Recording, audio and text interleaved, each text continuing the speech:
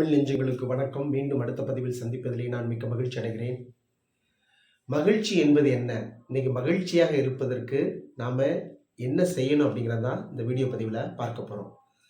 இந்த மகிழ்ச்சி அப்படின்னோடனே நம்ம வாழ்க்கையிலே துன்பங்களே இல்லாததான் மகிழ்ச்சி அப்படின்னு நம்ம நினைச்சிட்டு இருக்கோம். வாழ்க்கை என்பது இன்பமும் துன்பமும் சேர்ந்தது தான் வாழ்க்கை. இதை நம்ம எல்லாரும் கண்டிப்பாக நல்ல முறையில் புரிஞ்சு வச்சிருக்கணும். இது ஒரு சின்ன ஒரு சம்பவத்தோட சொன்னோம் அப்படின்னா உங்களுக்கு ரொம்ப தெளிவாக விளங்கும். பிரபல துருக்கிய கவிஞர் ஒருவருக்கு ஒரு முறை மிகுந்த மகிழ்ச்சியான ஒரு ஓவியத்தை நீங்க ஒன்று வரைங்க அப்படின்ட்டு அந்த நாட்டோட அரசர் சொல்றாரு. இவர் மிகுந்த மகிழ்ச்சியான ஒரு ஓவியத்தை வரைந்து கொண்டு வராரு. அந்த ஓவியத்தை மிகச்சிறந்த ஒரு மகிழ்ச்சியான ஓவியம் என்று அந்த அரசானது அறிவிக்கிறது. அப்படி என்ன அவர் ஓவியம் வரைந்தார் அப்படின்னு சொல்லி பார்த்தோம் அப்படின்னா, அந்த ஓவியத்துல ஒரு அழகான குடும்பம், அதுல ஒரு தாய், தகப்பன், 2 பிள்ளைகள், ஒரு நாய்.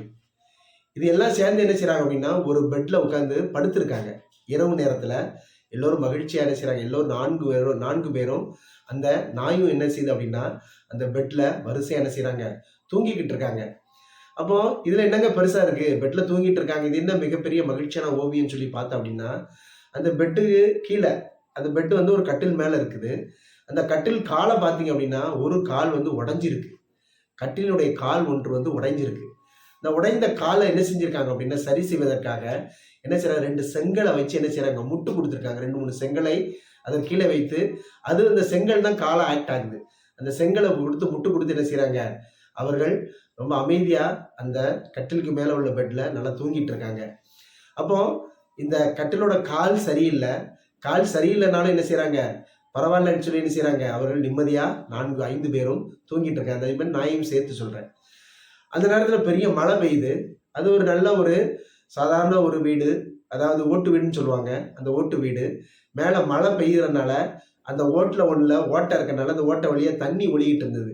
இவன் என்ன செஞ்சிருக்காங்க அப்படின்னா ஒரு தார்ப்பாயை மேல போட்டு, அழகான ஒரு தார்ப்பாயை போட்டு என்ன செய்யறாங்க அப்படின்னா அந்த தண்ணி உள்ள வராம பார்த்துக்கிட்டு என்ன செய்யறாங்க, அந்த மழை நேரத்திலும் அதையும் இந்த தார்ப்பாய் போட்டாலும் அதையும் மீறி உள்ள சொட்டு சொட்டா தண்ணி வடிந்து கொண்டு இருக்கிறது.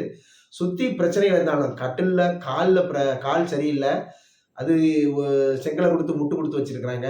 வெளியில ஒரே மழையில வந்து வீடு முள்ளா லைட்டா ஒளிகிட்டு இருக்கு. அதையும் மீறி அந்த குடும்பமானது நிம்மதியா தூங்கிட்டு இருக்காங்க. இதுதாங்க இந்த இன்றைய உலகத்துல சிறந்த ஒரு மகிழ்ச்சி நிறைந்த ஒரு ஓவியமாக, சிறந்த மகிழ்ச்சியிலான ஓவியமாக செலக்ட் ஆகி அந்த அரசரானது எல்லாருக்கும் அறிவிப்பு கொடுத்துறாரு. அப்ப இதுல என்ன தெரியுது அப்படின்னா, வாழ்க்கையில மகிழ்ச்சி என்பது பிரச்சனைகள் இல்லாத வாழ்க்கை தான் மகிழ்ச்சி அப்படின்னு சொல்லி நம்ம நினைச்சிட்டு இருக்கோம். அப்படி கிடையாது. பிரச்சனைக்கு மத்தியில நாம் எப்படி மகிழ்ச்சியா இருக்கிறோம். யாரை எடுத்துக்கிட்டாலும் சரி, எங்க உங்க பிரச்சனை என்ன அப்படின்னா அவர்கள் ஒரு பெரிய லிஸ்டே கொடுப்பாங்க, எனக்கு இவ்வளவு பிரச்சனை இருக்கு அப்படின்ட்டு. பிரச்சனை இல்லாத வாழ்க்கை கண்டிப்பாக கிடையாது. பிரச்சனை தான் வாழ்க்கை, பிரச்சனையோடு வாழ்வதுதான் வாழ்க்கை அப்படிங்கிறத நம்ம நல்லா புரிஞ்சுக்கணும்.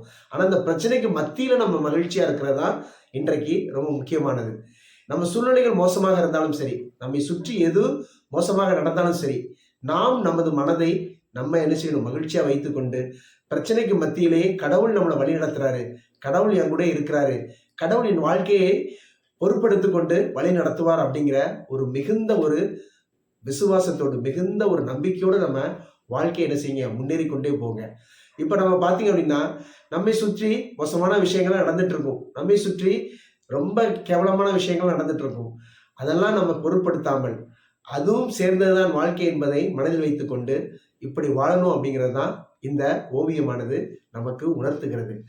மகிழ்ச்சி என்பது பிரச்சனைகள் இல்லாதது மகிழ்ச்சி அல்ல, பிரச்சனைக்கு மத்தியிலே நாம் மகிழ்ச்சியாக இருப்பதுதான் உண்மையான மகிழ்ச்சி என்று கூறி, நீங்க பிரச்சனைகள் உங்க வாழ்க்கையில் இருந்தாலும் அந்த பிரச்சனைக்கு கண்டிப்பாக எனக்கு ஒரு தீர்வு கிடைக்கும், அந்த பிரச்சனை கொஞ்ச நாள்ல எல்லாமே சில காலம்தான் அப்படிங்கிறத மனசுல வைத்துக்கொண்டு நாம் நம்முடைய வாழ்க்கை பயணத்தை தொடர்ந்து நம்ம என்ன செய்யணும், போய்கிட்டே இருக்கணும்னு சொல்லி உங்களை அன்போடு கேட்டுக்கொள்கிறேன்.